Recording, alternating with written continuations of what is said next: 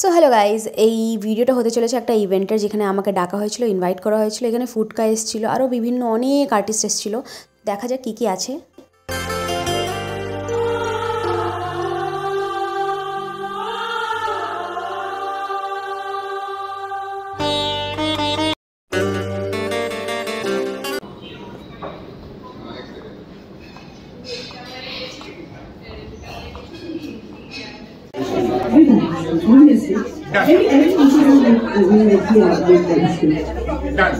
Okay, fine. So I take your feedback also. I would love to take your feedback. All right. So let's go to the counter.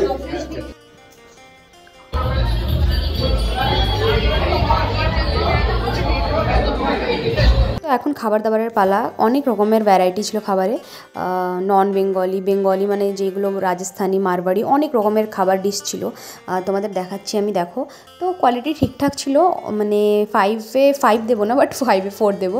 আর এই ভিডিওটা অনেক পুরনো আমার, but আমার আজকে ফোনটা আমি ক্লিয়ার করছি, কেন কি ভিডিওটা আপলোড করা হয় না, কেন কি আমি ইউটিউবে সেরকম ভালো ব্লগ আমি বানাতে পারি না, তাই জন্য সেরকম বানাই না। তাই জন্য আজকে ভাবলাম কি না, এটা আমি ছাড়ি, তো এটা আমি আপলোড করছি আজকে।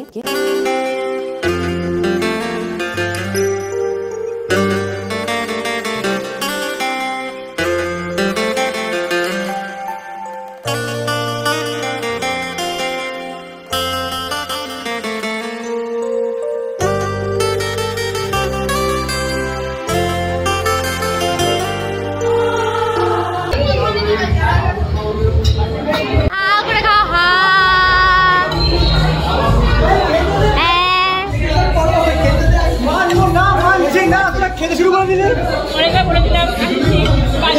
দেখে আসো।